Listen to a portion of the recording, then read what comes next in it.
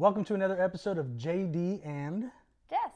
there it is, JD and Jess, guys. Is another episode, and today we're going to be talking a little more about our children. We're going to be talking about parenting. We don't have any specific stuff that we're going to go into, but we're going to be talking about parenting from our standpoint, right? Things that we've learned, things that we've heard, things that we feel work for us. Yeah. Might not work for you, but like we always do in every episode so far, all two of them, we're going to be real, raw, transparent. Yeah. So, with that being said, again, thank you for watching, and thank you for being here. Thank you for being my here. beautiful wife. I appreciate you. Oh, thanks. So going into let's just go into it. Let's talk about maybe tell the people all of our kids that we have, the world. Oh, Tell the okay. world. Okay. Okay. So, like all of them? So we have 4 kids between the two of us Listen, it's That- a hard question. that we have. We have our 4 kids that we Yes. have been blessed to raise as a mother and father. I personally, endearingly called them our full-time children. Yes. We've recently added 2 to that. Mm-hmm. We are fostering to adopt 2 beautiful babies. One's 3, one's 8 months, and they are a joy. Sometimes. Most of the time. Most of the time. They're kids, so Yeah, they're you know. babies. Wasn't expecting to have newborns or Babies. toddlers until Yeah. I became a grandparent. Literally, that's what I was thinking. Yeah. Because our youngest 2 are going to be turning 9. Yeah. Twins, by the way. In They're like a going to be month. 9 in a almost. month. Yeah. So our oldest is 12. He just turned 12. Yeah. But like we were saying before, these are the ones that we get to raise full time, and the ones that we don't, I have 3 other children. One that I haven't seen since he was 5. He's gonna turn 18 this month, and 2 beautiful little girls, Najoni and Aurelia, Yeah. that live with their mom in New Mexico. We don't get to raise them full time, but we also do get to see them a lot. We get to still do life with them, Yeah. and that's important to us. And then for you, my love, So I have one older daughter that I do not get to see as well. I will probably go into that another time, Another but episode. I ended up signing rights over. It was the right thing to do at the time, and I still believe that to this day. I believe that God led me to do that. I love her dearly, and I trust that she is being raised properly. But I get to focus on the 6 that we have under our roof, and that's a blessing. So I'll say one of the biggest things, I would love to start with saying, if you're married and you're planning to have kids, to have a conversation about how you're going to parent, and a conversation about morals and values and ethics and beliefs and all of that, like foundational stuff. You and I didn't get to have that No. conversation because we came into the relationship with children already. Yep. So there was a lot of unequal yoke, which people in Sure. the Christian world, very unequal yoke. so really it was more like the conversation around parenting was Yeah. when we got together. It was like, so when you say that we're done, or whenever I say we're done, and that was kind of our only foundational agreement, which didn't work out anyways. So No, it didn't. it didn't. And again, this goes back, guys. When we said in that first episode, we have so many testimonies. We were broken, damaged for a very long time, and for the first few years of our marriage, it was rough. Yeah. And but we're at a very solid point, and I think we've done an amazing job raising our kids. Oh yeah, And, I think we're great parents. One thing something I've heard, and we've talked about this before. The one thing that makes me feel, and I could be wrong, right? But I'm just going to throw this out there. Oh, okay. I was reading somewhere, it's probably on TikTok, one of these things, and they were talking about, have you noticed that our kids complain about each other so much, and they're always tattling on each other. You know where I'm going with this? Yep. All right, so our kids are always tattling on each other. So-and-so did this, and they did that, and they're not wearing the seatbelt right, and so-and-so put too much milk in the cup. It's always something. Constant. Oh yeah, they want to get each other in trouble. Now, And be heard. and be heard. Mainly be heard. Mainly be heard. When I was growing up, there was no tattletelling. Like, mind you, I didn't, my siblings didn't care too much for me. They might now, but not when I was a kid. But there was no tattletelling. There was no, my brother did this or my sister did that. Like, we were always making sure each other was taken care of. Well, Same here. What I read or what I watched somewhere, and they were talking about it, was that sometimes that comes into the security of the house home. Yep. So when you feel safe, stable, secure, you are safe to tattle. You're safe to talk to your parents about hard stuff, whether it be the milk or someone hit me or whatever the case may be.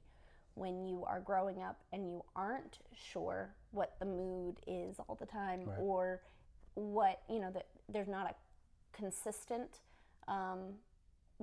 peace of the home or emotion of the home or safety in the home, you cover for your siblings. You don't tattle. You're scared. Exactly. You'll see a lot when and you do, unfortunately, in the world that we live in, you see a lot of homes where again, we live in a society where there's only a one-parent home. Yeah. Or there's a home where kids are raised by their grandparents. Yep. And in these homes and these lifestyles, these kids will have their siblings back, like, in my case, it was, I had both parents. Loved them. They're amazing people. They are.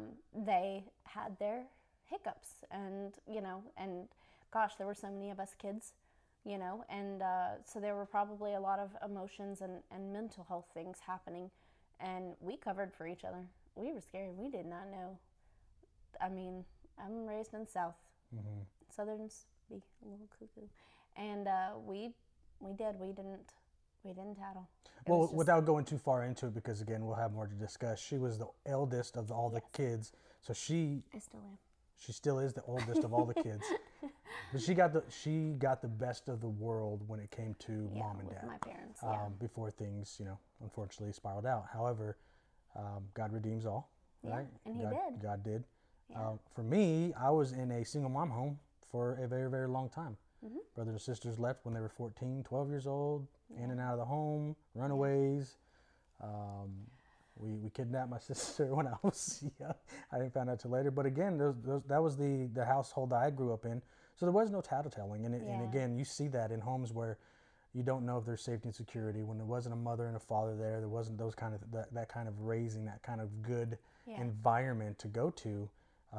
You protected each other. Yeah. Now, I don't want to say that if your kids aren't protecting each other, or if your kids are, so you're like, your house isn't peaceful. Yeah, that's not what I'm saying. It's just something we read. It's something we've noticed too. And in our experience, it was true. With the school that we see the kids going into is a lot of that. So it's just something to think about. So if your kids are constantly tattling on each other, you're probably doing a good job as a parent.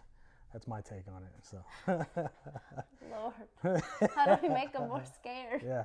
No, I'll say though, going into like the peace of the home, that's a big deal for us.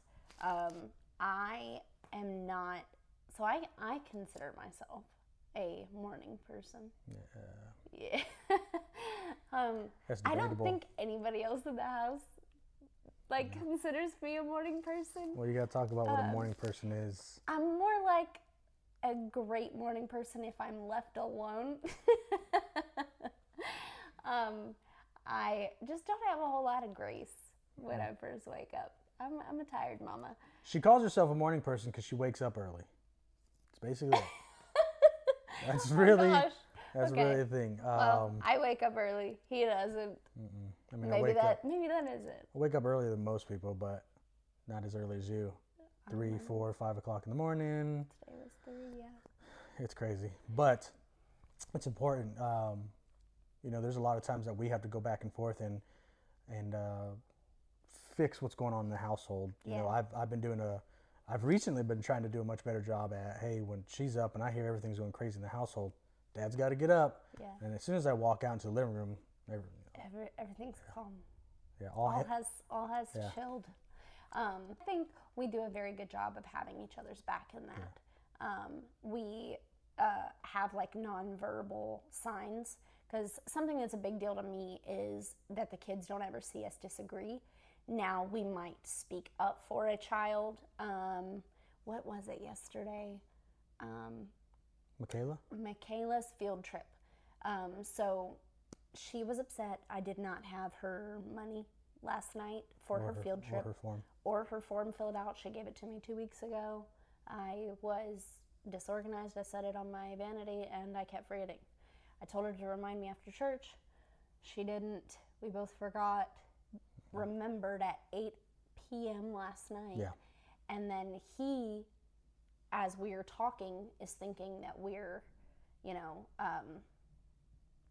or that Michaela was upset about something, like a project or something like that. Yeah, I had no idea what it was. I just saw my daughter. She's always, she's very emotional. Very emotional. She is. And, she was getting, starting to cry. And I was just like, time out. Hey, you had this much time to do your project. Do what you had to do all weekend. Why did you wait till just now to do it? And in the background, she's like, it's not her. Yeah. So and then if he'd kept going, I would have, to show her that she's safe to speak and to, and to show her that mom has your back, especially if it was my fault. I would need to speak up for her, but I was able to do it without her knowing this time.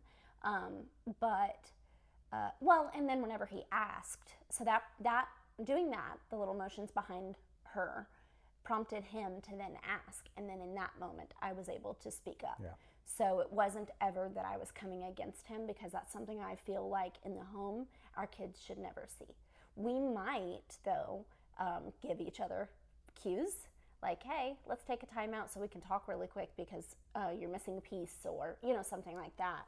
I know whenever we're getting heated and we think the other one should probably calm down, we normally will take our hand and put it in the middle of the back. And to the kids, it looks like I've got her back or I've got his back. And really to each other, we're like, hey, take a beat. Yeah. And so there's... It's just something that we've just started doing. It worked for us. Yeah. And it's kind of like put the hand on the back, come in, give a kiss, whisper in the ear. Screwing up right now. Turn this around. And smile and walk off. No, it's usually a little bit more supportive than that. It's way more supportive than that, but you do such a good job. We do try to let each other know, hey, you're acting up a little too much. Yeah, right? Yeah. And I'll be honest, like, I'm definitely the one that gets my patience fuse can. No, you don't think so? I think I can honestly say equally. Really? Our that makes me feel better. Our fuses get blown a lot. It's just, it sounds like it because it happens more often with you, I guess. Doesn't mean it's more. It's just the kids like to rattle her a little more than me. It turns into that mom and dad thing. I think everybody knows what I'm talking about when it comes to. It might not be mom and dad. It might just be one parent over the other. Where if the parent says something, the kids are gonna immediately, and if the other parent says something, they're just gonna look at them and be like, okay, we're just gonna wait till the other parent says something. Unfortunately for us, for her. Like they'll listen, but they want to see how far they can go. I think they kind of even get a kick out of it sometimes. Like one of the twins, he'll do a little smirk sometimes when I'm getting onto him. I'm like, dude, what is up with you? Why is this funny? How can I be mad or angry in a less funny way? Yeah, I don't think you can. No, I don't think so. They're good kids though, and like I said, it's important that you as parents, we as parents, have each other's back. Yeah. You as parents have each other's back when it comes to, one, disciplining your children. Absolutely. Not so much scolding your children. If you're scolding your children, make sure you're taking each other to the side and explain. Something I learned in the Marine Corps that we do here a lot is if you're going to be getting on to one of them, take them into the room or away from all the other kids because they don't need to hear it. You don't need to publicly shame them in front of their siblings. Yeah. Our siblings, because here, the kids here, if we do that, they're going to be like, so what happened? Oh, yeah. What did you do? Mom, Dad, what did he say? Especially like, it has the nothing twins, to do with it's you. like they feel that they have the right, probably because they're twins, but, oh, yeah. I mean, right away, what happened? Yeah. So sometimes you just gotta, like, if I hear something going on out here, I'll call one individually. I'm They like, both man, it is none of your business. they both run in. I'm like, nope, I gotta speak to your brother by himself, and they Yeah. walk away. And that's important for them too, because it shows. There's safety in that and protection in that. Yep. Yeah. And you're able to, and you have to remember when you're speaking to multiple kids, each kid is a different kid. Yep. You can't say one thing to one kid, expect the other kid to take it the same way, and the other kid to take it the same way. They're all going to take what you say individually differently Yeah. at all times. I was going to say, even with that, like, knowing your child also will kind of determine, like, consequences. What might work for one child won't work for another. Sometimes, like, we do have some blanket, rules and consequences. But then sometimes, like, what might work for Michaela wouldn't work for the twins. Gosh, absolutely not. Yeah. Like, with Michaela, like he said, is a little bit more emotional. She's getting into the tween years, and so she's needing a little bit more of, like, a talk base. Her fear of disappointing someone is far greater than the twins will ever experience, I think, in their lifetime. Yeah. And so, like, for her, we have to do things a little bit differently. Knowing your children is a big part of that. And to throw a wrench in the whole thing, we have a 12-year-old autistic son. Oh yeah, that one's fun. That one's so fun. So, and he's a great kid, and it's funny, like, people, when they hear someone's autistic, they're like, oh, there's something wrong. No, he doesn't look autistic. Yeah. Well, go look at his room. He's got thread everywhere from de-threading his socks. People have to remember, like, autism doesn't look a specific way. The way kids act or do stuff, that's how it is. I think we get so used to Hollywood over portraying certain things as far as autism or any type of conditions. They'll hone in on one person and reenact that. But autism really does have a spectrum for a reason. So because Makai's he's high functioning. So he's extremely intelligent. Every teacher we've ever met of his lets us know they can't really teach him anything. Either he will teach himself, or he already has taught himself the information. But he still goes to school. He's 12, and he needs to learn self-discipline and the norm of the world. Not that I would ever put a normal on a person, but what the world is and how to cope with the world. We're not, something that someone very dear to me says often, you're not raising children, you're raising adults. That's right. And so if I can't help him and shape him and guide him for the outside world whenever he is out there, then I'm failing as a parent. Yeah. So now that's our goal, is coping with the world not being exactly the way that he wants it to be. And when I was saying earlier, when you tell one kid one thing, they're not going to all hear it the same way. And with our oldest son, like, I have to remember that even though these three can hear me out and I'm telling them something specific, they'll catch the specific behind it. But for my oldest son, I mean, you got to be extremely specific about what you say. Yeah, well, and he takes things very literally. So whenever you're saying something literally, you want to make sure you include all of the information, because, put that over there. Feel specific if he's got something in his hand or you're pointing at something, but in his brain, very logically, like, he is like, that could mean anything. Yeah. And he doesn't mean it disrespectfully. He really is, like, his brain really doesn't work in filling in the gaps that should, that others will fill in. So what are your thoughts on homeschool? What are your thoughts on private school? What are your thoughts on public school for these kids? For our kids. For our kids, wow. Well, okay. That's the reason why I'm asking. We chose to do private school because there was a component of sheltering them while also giving them the foundation to build a relationship with Jesus on.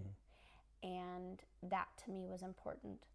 The way I grew up was in a, I would say, hyper-religious home, and I was too sheltered. So then whenever I did get a chance to go into the world, I went buck wild. For my kids, I've tried to move that boundary a little bit, and sometimes I go too far, and sometimes I pull the reins too close. And so, that teeter-totter, figuring out the balance. But I feel like in the private school setting, it was easier to do that, and to also even have a say in what they're learning, and be completely involved and aware of what that was. In a public school, you get less say, but I do know that in public school, there seems to be a lot more opportunities for kids to grow and develop in other areas of life outside of academics. But there's not a spiritual component. And so whenever we first looked at all that, the spiritual component outweighed the rest of that.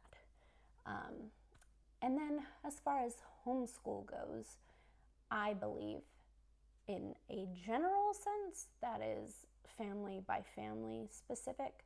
I remember back in COVID, I was a teacher at the time, a pre-K teacher, and bringing our kids home and having to do schoolwork with them, I about lost my mind. Yeah. And I knew right away I could not homeschool.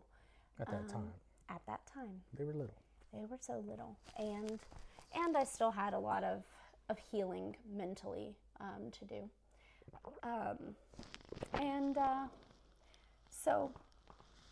But I also will say that homeschooling in that sense would never fit our family. In the traditional sit down, do your homework. Yeah.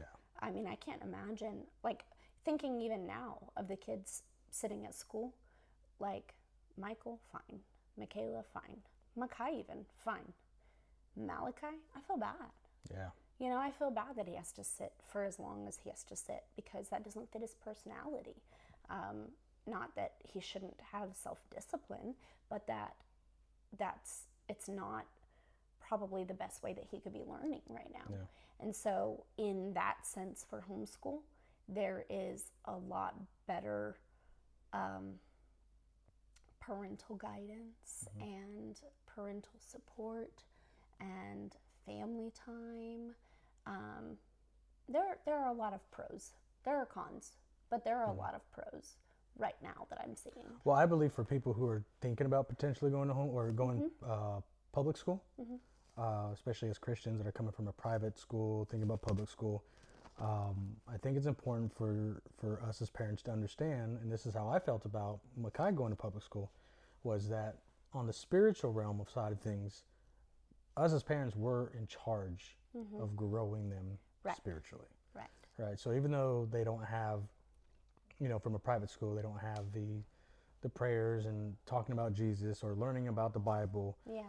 When they go to a public school, I still think that's the responsibility of the parents at home. Absolutely, yeah. So if you're thinking about public school, that's something to think about. As parents, this is your as Christian parents, yes, this is your very first ministry. Yeah. In your home. Your home is your very first ministry. If that's the only ministry you want, by all means, but just remember, this is the ministry where it starts for your children. So worrying about, for me, I've never been worried about our kids being in the world. No. And that's something that we've talked to a lot of people, being in a Christian school, being a part of an amazing church, that talk comes up a lot about the worries of our, not our kids specifically, but people talking about the worries of their kids being in the world. Yeah. And I grew up in the world. Yeah. You experienced the world from a different perspective because of your Zero until I was like 14. When it was really late in the game, so it was just like, I want to see what everything's about, So we have, obviously different experiences in life, but for me, I believe allowing our kids to experience the world, I think it's important. Yeah. I'm not worried about my kids growing up in the world, because I want my kids, because this is our first ministry, I want my kids to be able to walk around a school, walk around in public, and be able to, I want people to know that they're Christians just by their walk. Well, that's it. Yeah. there's a way to do things graciously in the world, but also having a mindset of I'm a conqueror. You know, I'm not a victim. I don't need to retreat because there's things happening around me that are worldly and not biblical. That's going to happen. That you know, Jesus didn't only surround himself with what the religious people at the time were. Gosh, no. He called people to him. And so knowing that our kids are going to be out there doing that, and for the record, so our kids right now are at private school, all except for our oldest, Makai. I remember asking all of the kids one day after a prompt in our women's Bible study, and it was about parenting, just being mothers or grandmothers for the older ladies, and I wanted to find out for myself where our kids sat in their relationship with the Lord. So I asked each of them individually, pulled them all in, you know, at different times, and I asked, what, you know, who is God to you? What is your how do you see your relationship with God? And I remember Makai's answer was so very raw and so real and so honest, and I love that. But he said, well, I believe that he is the creator of all things, and he is all-knowing, and he is everywhere at all times. He said, but as far as a relationship, I'm still trying to work that out, because the way that he saw God was so very large and so very big, and for his brain, first of all, as just a logical person, but also as an autistic person, he was having the trouble of the relationship part and also, you know, the God part. Like, how do those merge? But whenever you ask him about Jesus, that's different. Yeah. And so I knew, though, like, that's still growing, and that's okay. And I mean, I'm not expecting him to, you know, give me a Bible college student answer. No. But I knew right then, like, he had all the foundations to be able to go out into the world and be out there and be okay. Yeah, he could speak on Jesus if someone asked him a question about it. Oh, yeah. That's something that to me is important. I think we've done an amazing job when it comes to raising these kids. But again, we've had to go through a lot Oh boy. to get to the second chance of being a mother and a father together. You know, I failed twice. You know, going into this relationship, we had so many times where I was trying to run and I was done, didn't want to deal with it. But I think the one thing that we promised each other, that no matter what happens, no matter what we go through, we're going to make it for our children. We will always put the kids first. And the cool thing about that was that when I said it, I meant it. And when she said it, she meant it. And, you know, sometimes it's easy to promise something. Sometimes it's easy to say, I'm going to do this, but never fall through on those promises, right? Yeah. But again, we both individually knew what was going to be good and right for our kids. Yeah. And we were both at the time still seeking the Lord. Yeah. You know, you've had the relationship, I didn't. So, you know, it's just, I'm happy. I'm happy that we have experienced what we've experienced, because we wouldn't be the parents that we are today. Yeah. We had to go through a lot to get to it. But it's important, you know, the best thing about it, us as parents, is we have become the safe place for our children. Absolutely. And I think, I mean, I much rather would have, and again, you have a story you don't have to tell right now, or you don't have to ever tell if you don't want to, but, you know, having your child be able to come to you about something that's very personal, and not be afraid of talking to you about it because of the person, you know, how personal it is, it's an amazing feeling, because they know, instead of going to their friends or somebody else's parent, or because they're afraid of what you might say to them. I think that's huge for us, you know, to know that our kids, hey, I got to talk to you about something. Yeah. You know? I will say probably the biggest thing ever is, I feel like I have so much to respond to. Go for it. The biggest thing, that the most important thing to me as a parent, and just from everything I have been through as a kid and adolescent, I will say, is probably being a safe space for my children. That is so huge. I realize that every time that I make the wrong decision, I could be betraying their trust. I could be messing up that trust. And so for me, that's what motivates me to be a great mom, is being the safe place for them. I love that our kids can come to us about literally anything. I also love that, you know, they're strong enough to make decisions for themselves. Michaela was put in a really bad situation one day, and whenever she was questioned about the principal, she told the principal the truth, and it was something that normally we, you know, as parents would, or even adults, we would say, hey, go find a trusted adult. And whenever I asked her why she never felt the need to come talk to me about it, she said, oh, because I took care of it.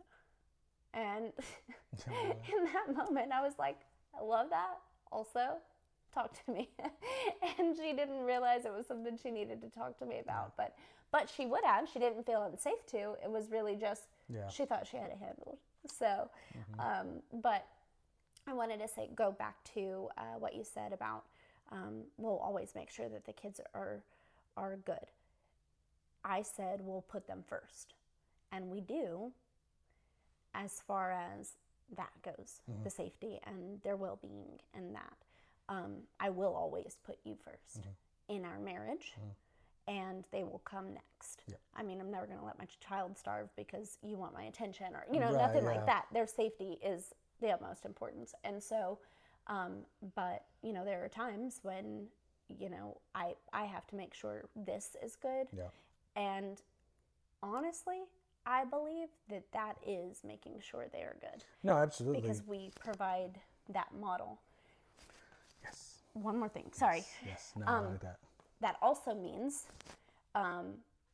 like in the times that we've had hardships, I can honestly say that I have never wanted you to stay, or I have never wanted to stay for the kids. I do not believe that is a decision. Like, that is not something you should base your decision on staying in a marriage and putting forth the effort in a marriage based on that. Now, growing the marriage and making the marriage healthy, your kids should totally be a motivation for that. Because you want them to see what health is in partnership and relationship, but you don't stay because of them. Right. Because then your whole relationship is based on them only. Yeah, I mean, it breaks it breaks the design, right? Gotta be good here. Gotta be good here. I like the way you said that. Like Pastor Tim always says, gotta be good here. Right? And if we're good here, we'll be good here. Which collectively, we'll be good here.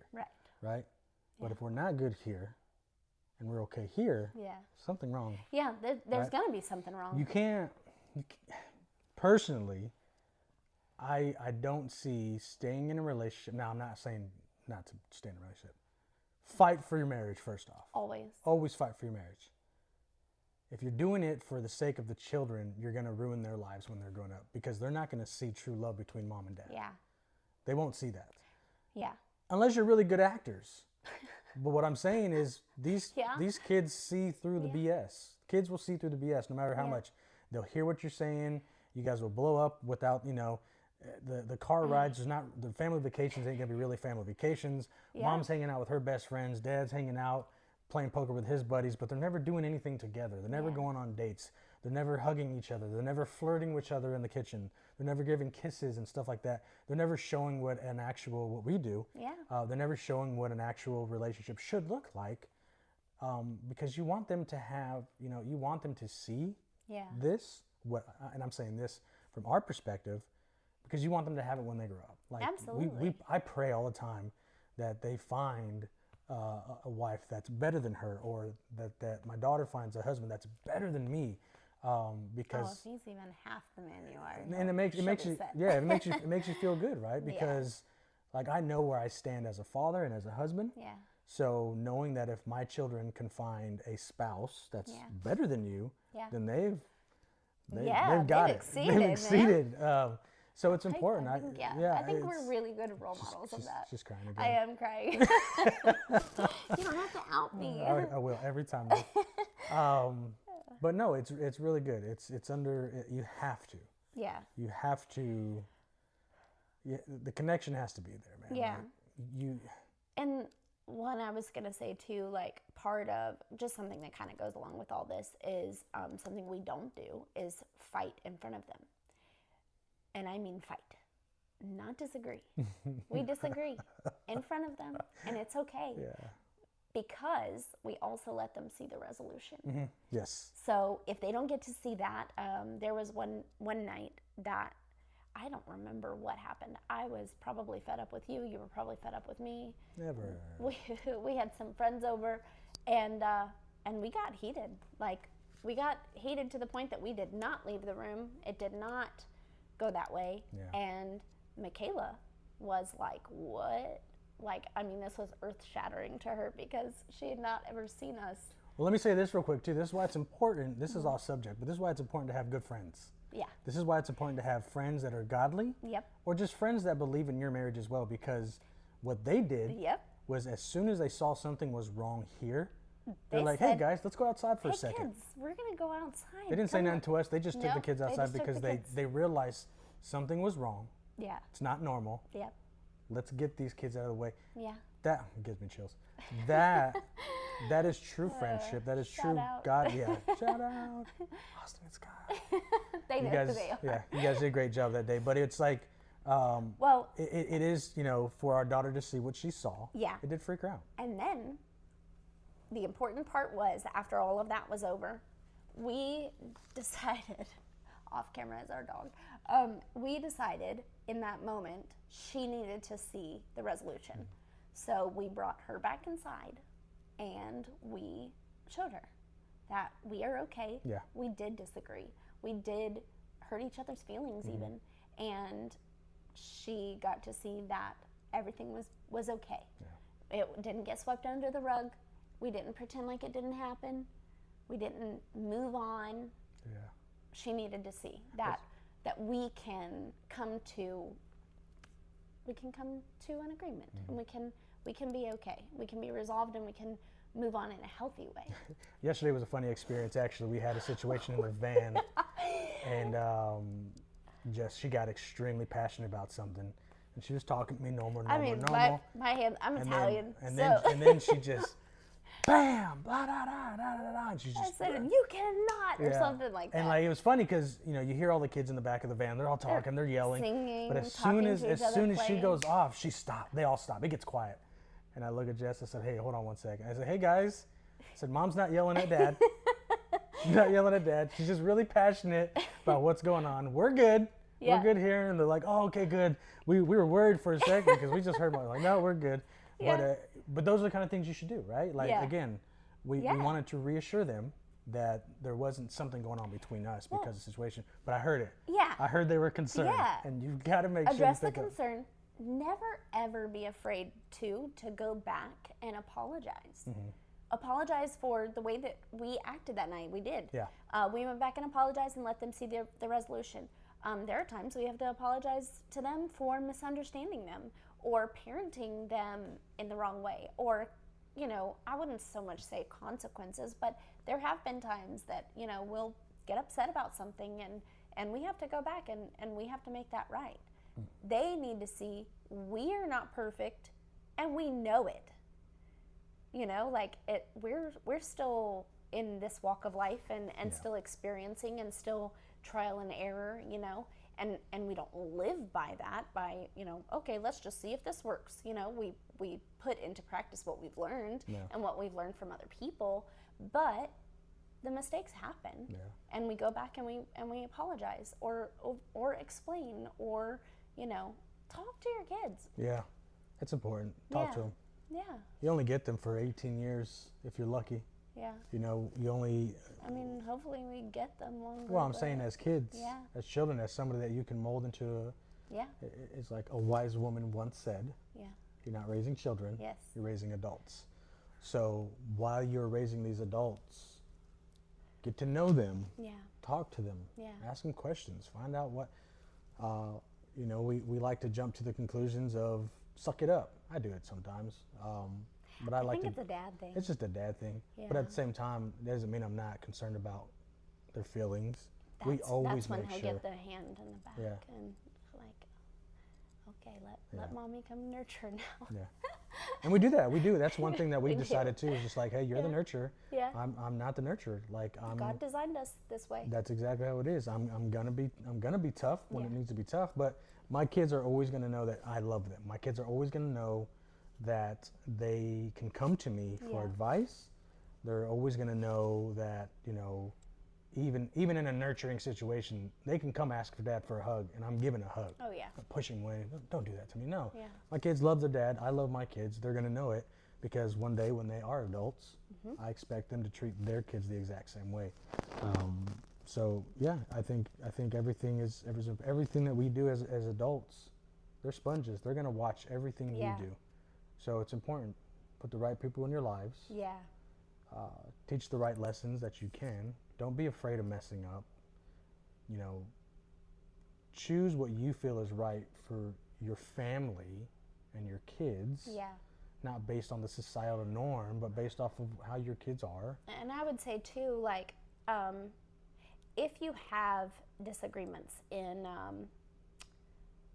I would say like values or honestly even religion. I know that there are couples that are on different sides of different things, right? Politically, you and I do not see 100% eye to eye. I don't know that I will ever find anyone in the world that sees exactly the way that I do. So, you know, and there's going to be lots of things that line up that way. Figure out, have the communication enough where you know exactly where you want your kids to be. It's not so much truly that you're teaching them the right way all the time. Sometimes you're teaching them how to find the right way. Yeah. And for us, that's going to the Lord. That's going to the Bible. What does the Bible say about that? How do you think Jesus would act in this situation? Maybe we don't agree on how that would be, but asking them those questions and how to seek that answer is important. And I would say that to anybody who isn't always seeing eye to eye. There are going to be things that you don't always agree on.